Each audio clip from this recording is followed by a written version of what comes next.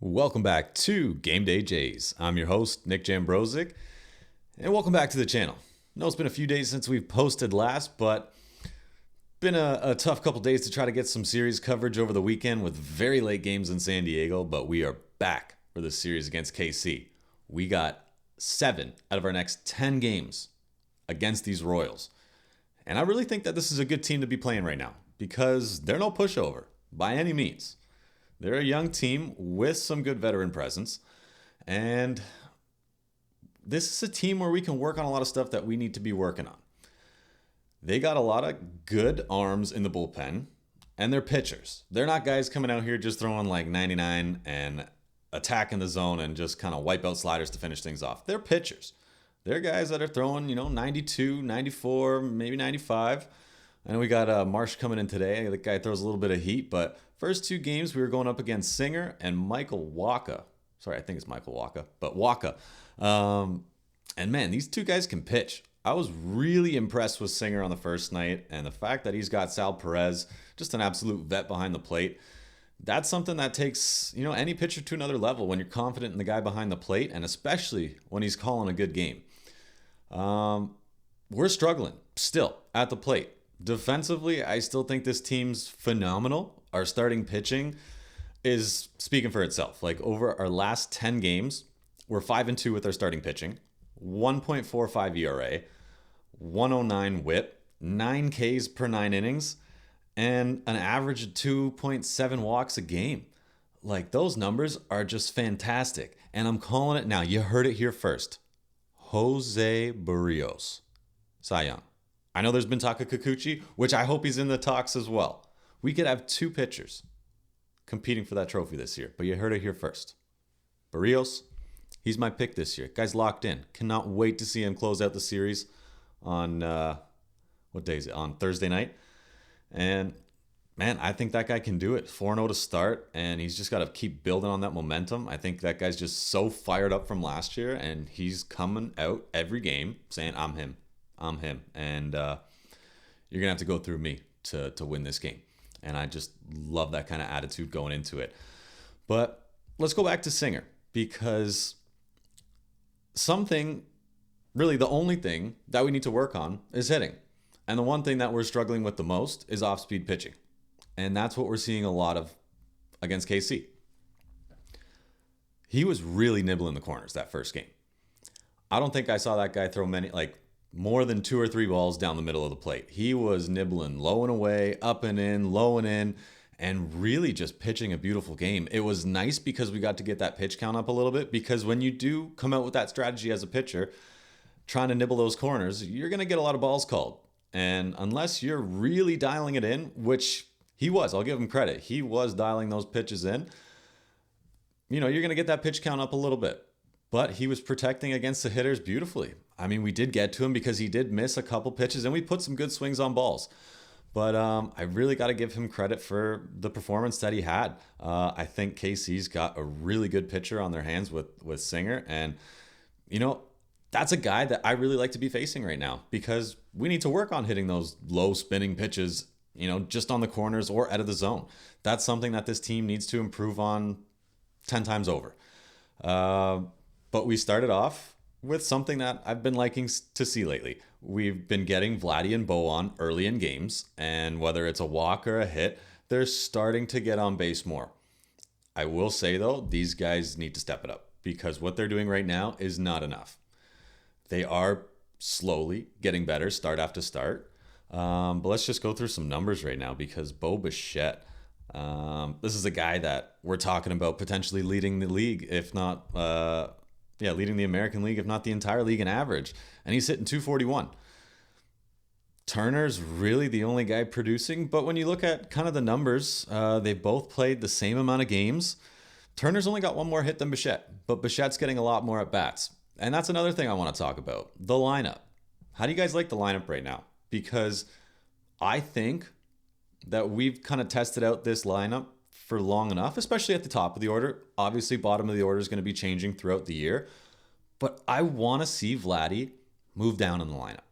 I think that 2-hitter is just not the best spot for him right now. I know you want him seeing as many pitches and as many at-bats as possible, but give him a couple weeks, maybe at the 3 or 4 spot.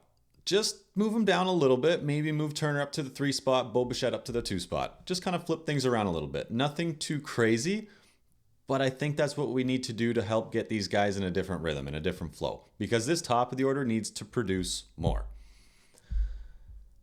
If Vladdy starts hitting for power more, it's going to be scary. George Springer, he's been doing better at the leadoff spot lately. He's been getting some more timely leadoff hits. Last night, he got 2 singles right up the middle, back-to-back at-bats, so that's been really good to see. And Bo Bichette obviously came up with that big hit in the first game. 3-run, 3-run triple to cash those runs, which proved to be massive for the team. But right now, I would have never expected to say it at the start of the year, but Dalton Varsho, hottest hitter on the team by far. I don't know what he did, but I did hear that on a plane ride, maybe after San Diego or just before that or something, that George Springer, Vlad Guerrero, and I think Justin Turner, they all sat him down and they had a conversation. They went over some swing tips and, some things that he could maybe look out for and try adjusting in his swing, and whatever they said worked. Because I've always seen 2 different swings from Varsho.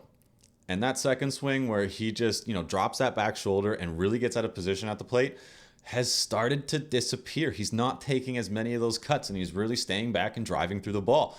So Dalton, you're an absolute stud right now. What do you got? 6 home runs and 13 RBIs this year? Buddy, keep it up. I know we can't keep this momentum up for the entire year, but just build on it. Keep bringing yourself to the game with those effective swings because it's proving to be massive. Let's go over Kikuchi for a little bit that first game too, because this could have been, I think, a complete game. If it wasn't for that stupid 6th inning, this guy is putting on a masterclass this year. Came out hot in the first inning, 3 up, 3 down. He was locating his pitches beautifully. He was hitting his slider to perfection. That thing was just hitting corners like no tomorrow. He was hitting both the inside and outside corner. Through 5 innings, the guy threw 48 pitches. Had a 9-pitch inning in the 5th. I think 3 or 4 1-2-3 innings. And even after he took a ball off the foot, which does not feel good by any means, guy backed it up with a strikeout and followed it up with a strikeout and I think a ground out to end the inning. So Kikuchi is just on another level this year. He did get some hard hit balls off him in the 6th inning, threw about 32 pitches that inning, so he almost matched his pitch count in 1 inning as he did for 5 innings. But then we got to see the bullpen work again. It would have been so awesome to see him throw 9 innings though, because that's something that this guy really deserves after struggling with pitch count for the last couple years. And it was cool. If you did watch the game, they did have a part during the game where they were showing his windup based on 2020 and now, or 2021 and now. And it's night and day. You got to give credit to Pete Walker because he is just a magician when it comes to working with these pitchers. His windup went from, a high, bringing the hands up higher, a longer delivery with his arm, and now it's a lot more compact. He doesn't bring those hands up during his leg kick. He just reaches down his thigh. A lot easier. Can't speak. A lot easier delivery as far as his pitching mechanics go. And he's keeping that front shoulder tucked in a lot longer, so he's not flying open as much, which I think is allowing him to, keep that ball a little lower in the zone because he did, elevate that ball in times where he didn't need to, which burned him. He was giving up a lot of home runs, and I think he's only given up 2 home runs this year. So the way he's really perfected his mechanics and worked with Pete and listened to Pete over the last 2 years, that's impressive on its own. Because like in any sport, if you try to change your day-to-day mechanics, it's not easy. It's probably one of the hardest things to do because you are just used to that. It's like having a cup of coffee every single morning and then suddenly getting rid of that coffee and switching to something else. It is just foreign to your body and it takes time to get used to. And he's just done it beautifully. Going into the bullpen that game too, Swanson came in. It's good to see him building in some, pressure situations. We were only up by, I think, 3 runs at that point. So still a part of the game where we don't want to let KC crawl back. He gave up a leadoff double, but After that botched throw from Turner, he backed it up by getting that runner at the plate, and Swanson grinded through that inning. So that was, something to build on for him. Eighth inning, Jimmy Garcia. Guy's unstoppable right now. You can throw him in anywhere in the game. Kind of want to see him as a closer, but he's just such a high leverage guy that you don't want to dedicate him just to the ninth inning. You want to be able to bring this guy in whenever to get you out of tight spots. And that closer role has really started to shift in the last couple of years, because sometimes based on where the lineup is, you want that closer to come in maybe in the eighth inning. If you're facing 2, 3, 4 in the eighth inning, why do you want your closer coming in the ninth to face, 6, 7, 8 when you want him facing the heart of the lineup? So depending on where we are in games, Jimmy's just a beautiful guy to have. And if he keeps this up all year, he's, undeniably all-star, and he'll be getting a lot of money. Ninth inning, got to see Romano again. I'm pretty sure he got his 100th save that game, so congratulations to Romano. Tip of the cap. You still hung a slider, though. Can you please stop hanging spinning pitches in the middle of the zone when, especially, I think you had 2 strikes on the guy? That thing was crushed. Last year, you did that way too much. I really want to see you work on another effective wipeout pitch, because right now, your slider is too inconsistent. Slider, curveball, whatever you want to call it. It's just too inconsistent. It's not the same pitch every game. And, your fastball's down a little bit from what it used to be. So you need another complementing pitch, or at least work on a different grip or spin rate to try to get that slider or off-speed pitch to be just a little bit more effective and locate it a little bit more effectively. So build on that. Let's get better. And, I heard them talk on Sportsnet too that Romano's numbers, they're fantastic. We always talk about him blowing games, but they really are good when it comes down to the crunch. So don't want to give you too much smack, but I still want to see you get a little bit better. We know what we got with you, and just keep showing up day in and day out. We know you're going to be there for us. But then let me talk just a little bit about hitting that first game too. Let's see, where are we going to start? Yeah, let's start in the third inning, because we're getting guys on base a lot. We're struggling leaving them on. We've had 15 runners left on base in the last 2 games. So that's something we really got to work on. And scoring runs too. We've only been scoring in about 2 different innings per game. I want to see a bit more run production. I know we're trying to run the ball more, or run the bases more. It's working. So let's keep that aggressive mentality up. We actually laid down our first bunt the other night after, a dozen attempts. So that was really good to see. But we're starting to hit the ball to the opposite field a little bit better. Bo's been starting to get back on track. He's the Oppo king. Cavan Biggio, too, that first game. That was an unbelievable opposite field swing, because that guy is Pull City. He can pull 110 miles an hour foul home run all day long. That guy's got probably one of the quickest bats. He just whips his hips through the zone, and that bat is just so quick. But to see him go the opposite field, that was really nice. Cavan's been, really hot to start the season, and that's what happens when we play him. I've been looking forward to seeing him play more consistently, and the numbers are showing. Vladdy's being a little more patient. Like in that third inning, he got a great walk to load the bases with 1 out, which led to a Bo Bichette 3-run triple. So talking about Vladdy a bit, he's getting better, being more selective in the box, but then he'll take an outside pitch that he normally swings at, and then the very next pitch, it'll be even worse, and then he'll swing at it.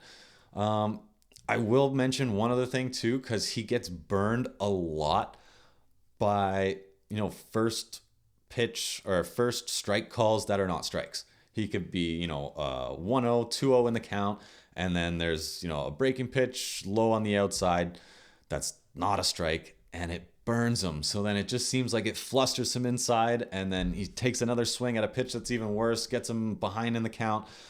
He gets screwed by that a lot. So I'd like to see him just be a little bit more selective, but it's tough at the same time when the ump's kind of screwing you, because I noticed that a lot from him. Once he gets his head screwed on right, seeing these pitches the way we know he can, guy's a threat, but I don't know what it's going to take. He's just got to keep sticking to the game plan, hit some balls hard, get that good feeling back, and walk up to the plate like I'm him. He is him. But I don't know what's got to click upstairs for him to realize that. Defensively, guy's been on a tear. I know he blew the game last night, but you can't just say it was all his fault. Sure, he didn't produce at the plate either, which was a contribution to the loss because we had some times when Vladdy came up in runners in scoring position where he just didn't do his job. He didn't get that base hit. He didn't get the ball out of the infield, and we can't have that keep happening. But yeah, we can't just blame it on that one drop ball at first base. I know he should have had it. He didn't have his feet set. It happens. But at the same time, it was only 3 runs. And if we can't score more than 3 runs in a game, then we don't deserve to win. So it sucks for Kevin Gausman because he was pitching a good game. But we'll get to that game in just a second. And then, yeah, 6th inning, too. In that first game, Dalton Varsho, 6th home run. Like, keep swinging a hot bat. But it was a great at-bat from Turner prior to that home run to get a leadoff walk, and that's something we've been doing. Leadoff guys in the inning have been getting on base. It's proving to be more effective for us, but what are we going to do with it? We still got to get better. And then, yeah, that was a good first game 1. I will say, though, happy birthday to Kevin Kiermaier and Bowden Francis. It was your birthday on game 1, and we got the dub for you. So let's hope for some more birthdays on the team because it seems like we got good luck when that happens. What else are we going to talk about? So let's go back to game 2. Last night, it was a pretty good game. Like, we left 10 guys on base. Unacceptable. But as far as defense goes, we were still pretty good in the field. We're showing off that great defensive team. And Springer, back-to-back singles up the middle of the field. Hopefully that guy can get hot again. Started off super hot. I know he's been dealing with a bit of a bug lately. It's been going through the team. Maybe that's why we're just kind of a little stagnant and not improving like we have been through the San Diego series and that New York series. So hopefully once this bug gets out of the clubhouse, these guys are feeling fresh, recharged, and ready to go. But yeah, great to see Springer with the leadoff position getting on base more often. That's something obviously we need. Hopefully, those next 3 guys can really start to pick things up. Like I said, it'd be nice to see a little switch up in the order. 2 hard hit balls off Gausman to start the game. We had guys on first and second, and we got really lucky against Sal Perez because guy was all over his stuff early in the game. Would have liked to see maybe a fastball out of the zone because, he had 2 strikes on Sal. He was seeing everything. He was really on top of that splitter too. He pulled one for a home run foul, but I would have liked to see a fastball out of the zone, maybe up and in to draw that swing because he was swinging and he was on it. And sometimes when you see that fastball up at the letters, it just looks too good not to swing. But he came back with the splitter. Sal almost burned him with it. So Gausman was still a little bit shaky that start. He was pitching, though. Guy kept us in the game because he didn't have his best splitter last night. His splitter was not like a normal Gausman splitter. It just didn't have that bite to it. It was kind of just floating in there. It still had some good movement, but he's still not sharp. He was hitting the spots, and he was just grinding inning after inning. Should have had Gauze the win last night. Again, that inning sucks. Should have been no runs. They ended up getting 3 that inning. Nothing we can do. We can't look back. We can't be negative on that just one play. Because like I said, we got to start hitting and getting guys in. Let's see what else. Oh, yeah. I got written right here. Can Turner teach this team to hit balls out of the zone? Last night, I think that was in like the 6th inning or so. Turner was putting on a great at-bat. He was taking beautiful pitches. He was fighting off the guy. And, on a 2-2 or a 3-2 count, he got a low spinner outside the zone. But with the 2-strike protection swing, he just watched that ball travel, threw his bat at the ball, and got a nice bloop single right over the second baseman's head. If he can start teaching this team how to take better 2-strike approaches and just react to that pitches, or just react to the pitch instead of guessing a pitch on 2 strikes, because you can't do that. 2-strike approach has to be taken a little differently. And based on what Buck was saying last night too, it brought me back to the days when I was playing. Because going back, 10, 20 years ago, guys would change their stance in the box. Like, certain pitches or certain counts or certain guys on the mound, if you're ahead on a ball and you're standing deep in the box, why don't you move a little bit up in the box to avoid pulling it foul and trying to get your timing a little better to hit that ball in play, or just switch things up a little bit in the box. Guys are standing in the exact same spot all the time, no matter what pitch, no matter what count. They're not choking up. They're not doing anything different to try to just battle that pitcher and get on base. I know it's a different game right now. We're really not going to see that anymore, but it was just an interesting approach. And you still see a little bit of that with the veteran guys, because I can't wait to see Joey Votto in the lineup. That guy, when he has 2 strikes on him, chokes up 5 inches on the bat. He just wants a quick barrel to get through the zone and do everything he can to increase his odds to get contact on the ball. So that's something that these guys are going to start to, pick up and learn. The more and more time that they spend with Varsho and Turner, it's going to be better and better for this team. But Michael Wacha last night, I want to say his name's Michael. I hope I'm not screwing that up. I'm not looking it up right now. But Wacha, he was good last night. That's another veteran pitcher. I loved watching him on St. Louis, and this team is reminding me a lot about that championship-winning St. Louis team, because they had amazing pitchers, and so do we. Just their bats were a little more timely. But he was a good guy to face last night, because the first 2 guys we played in this series are guys throwing off-speed, spinning balls like no tomorrow. They're hitting spots, and hopefully when we see these guys again, we take a little different approach, because I don't want to say this is like a practice series against these teams or against this team for the next 7 games, but it kind of is, because there are a lot of things that, we need to be facing right now. When they come back to Toronto, hopefully we can get to those 2 guys again, because we're probably going to be seeing them. And that's the one thing that this team needs to work on, because we can't hit right now. I can't wait to see Yariel Rodriguez on the mound again tonight. I think if he has another great start, he's just cementing himself as another solid 5th starter. And then Barrios for the final game of the series is going to be awesome as well. Going to that inning too, when Vladdy dropped that ball, we can't give a team like this an inch, because they took a mile. Not much more to say. I don't want to sweat on it too much. We tied the series right now, 1 game apiece. We are going for a series tie tonight. Can we get it? I think so. As long as Rodriguez is good on the mound, I think we got a good chance. We're playing, who's pitching? Alec Marsh, 25-year-old, 6'2", 220. Guy's a bit of a beast.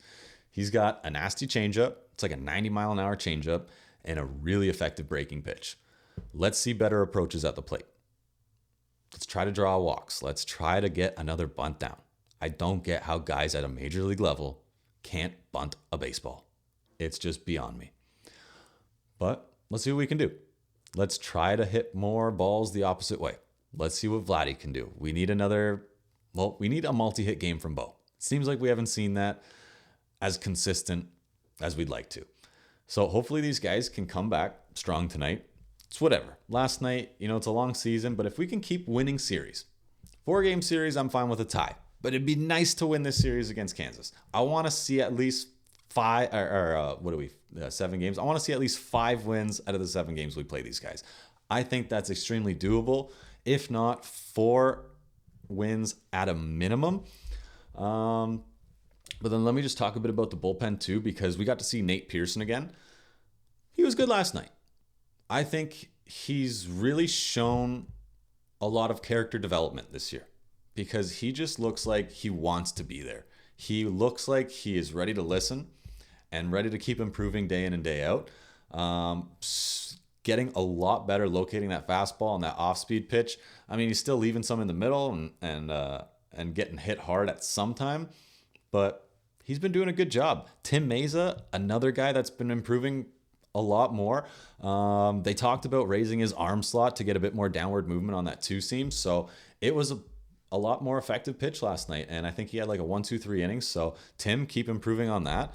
And the bullpen is going to be fine. I was sad to see us trade Mitch White. So Mitch White, thank you for your service. Thank you for clearing up some cap space. But this guy I'm kind of going to miss.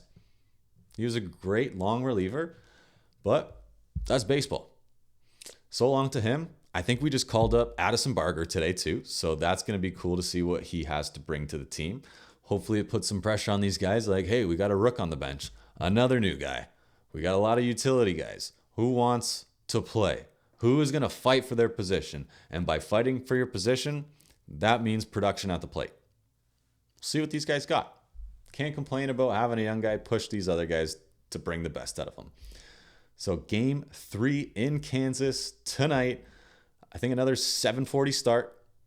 Let's see what these guys bring. Key to victory, hitting. Hit the damn ball.